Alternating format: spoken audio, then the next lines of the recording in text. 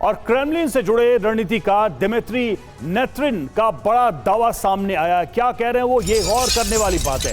तीसरा विश्व युद्ध शुरू हो चुका है। देखिए, दिमित्री नेत्रिन ने यह दावा किया है, पहले दो विश्व युद्ध जैसा दिखता नहीं है, दुनिया में कई मोर्चों पर जंग जारी है। तो इसके पहले दुगिन ने भी कहा था, और अब देखिए ये दूसरा एक तरीके से देखा जाए रूस की तरफ से अहम बयान है, अहम कंफर्मेशन है वर्ल्ड वॉर को लेकर कि भले ही स्वरूप अलग हो लेकिन विश्व युद्ध तो जारी है।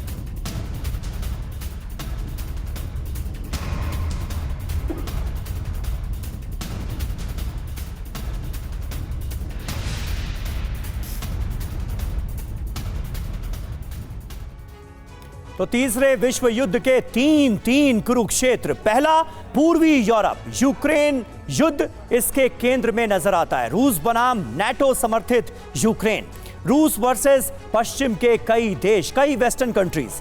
यूक्रेन को मदद कैसे मिलेगी ये देखिए। यूक्रेन को हथियार सप्लाई की जा रही है, सेना को ट्रेनिंग और फंडिंग दी जा रही है। दूसरा कुरुक्षेत्र मध्य पूर्व, मिडिल ईस्ट, गाजा, ईरान और Israel. Israel versus Hamas, Hezbollah और ईरान। इजराइल के साथ अमेरिका, ईरान के साथ रूस और चीन जैसे देश। इजराइल को मदद कैसे हो रही है? खतरनाक अमेरिकी हथियारों की सप्लाई की जा रही है। मिडिल ईस्ट में चारों ओर से सुरक्षा दी जा रही है इजराइल को। और तीसरा कुरुक्षेत्र चीन वर्सेस ताइवान का। ताइवान के साथ कौन है? अमेरिका। ताइवान को मदद कैसे हो रही है? सैन्य मदद दी जा रही है, हथियारों की सप्लाई की जा रही है। बड़ी बात यह है कि ये अभी शीत युद्ध की तरह है, किसी भी वक्त ये युद्ध महायुद्ध में तब्दील हो सकता है। इसका डर, इसकी आशंका लगातार बनी हुई। तो देखिए, विश्व युद्ध को लेकर तो पहले से ही कई सारी बातें कही जा रही हैं, लेकिन अब कई सारे ऐसे रशियन विचारक हैं जो इस चीज को खुलकर कह रहे हैं। तो दुनिया में विश्व युद्ध की बात जो कही जा रही है उसके कितने पक्ष हैं, जरा इसको भी हम समझने की कोशिश करते हैं। पहला जो पक्ष है वो है पश्चिमी गठबंधन, पश्चिमी देशों का अलायंस। उसमें अमेरिका है, ब्रिटेन है, जर्मनी, फ्रांस, पोलैंड जैसे देश हैं।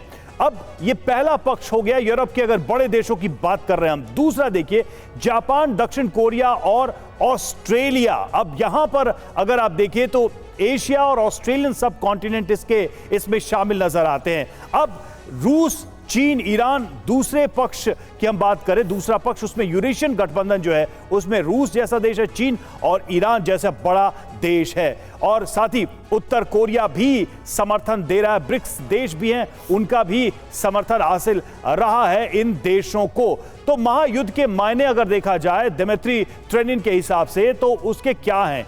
पहला यह कि यह युद्ध पारंपरिक युद्ध जैसा नहीं, लेकिन इसका प्रभाव जो है वो वैश्विक है, पूरी दुनिया पर इसका असर पड़ रहा है और इसको कोई इनकार भी नहीं कर सकता।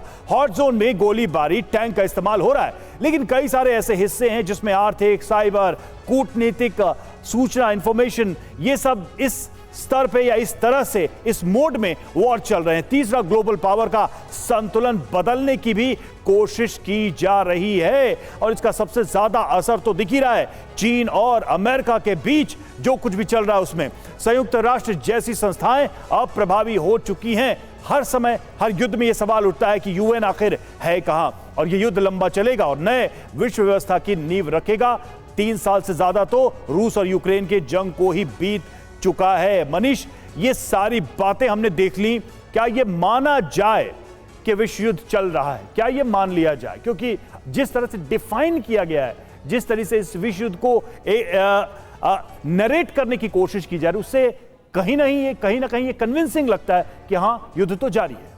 कम से कम रूस का जो मिलिट्री स्टैब्लिशमेंट है उसकी अगर माने तो ये तीसरे विश्व युद्ध का एक चरण है। चाहे फिर पुतिन के गुरु कहे जाने वाले अलेक्जेंडर दुर्गिन हो या फिर क्रेमलिन के इस रणनीतिकार नेत्रिन की बात का आप कहें, इन सब का यही मानना है कि दूसरे विश्व युद्ध की तुलना में ये युद्ध थोड़ा अलग है, लेकिन इसमें भी लगभग अगर आप देखें तो पूरी दुनिया पर असर पड़ रहा है। देखिए, दूसरे विश्व युद्ध में भी मुश्किल से 10-12 कंट्री थे जो डायरेक्टली इन्वॉल्व थे, लेकिन उसका असर 70 देशों में पड़ा था। यहां भी अगर आप देखें रूस यूक्रेन युद्ध में अभी फिलहाल 30 से अधिक देश तो नाटो के शामिल हैं ही, एक तरफ रूस शामिल है ही। मध्यपूर्व में भी देखें तो इजराइल, ईरान और आसपास के कंट्री मिला के कम से कम 1 दर्जन से अधिक देश डायरेक्टली या इनडायरेक्टली इसके प्रभाव में है। अगर कल के दिन में चीन और ताइवान का संकट उठता है तो कम से कम 20 से अधिक देश इसमें शामिल होंगे।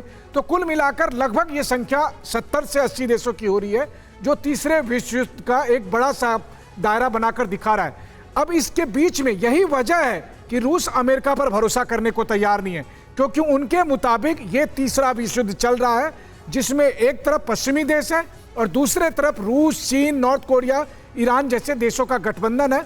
लेकिन इसका असर भारत जैसे देशों पर भी पड़ रहा है जो शांति का पक्षधर है, लेकिन उस पर भी असर पड़ने वाला। और ट्रंप ने तो ऐलान कर ही दिया कि 50 दिन बाद टैरिफ की जंग में भारत जैसे देश पर डायरेक्ट असर पड़ेगा। जी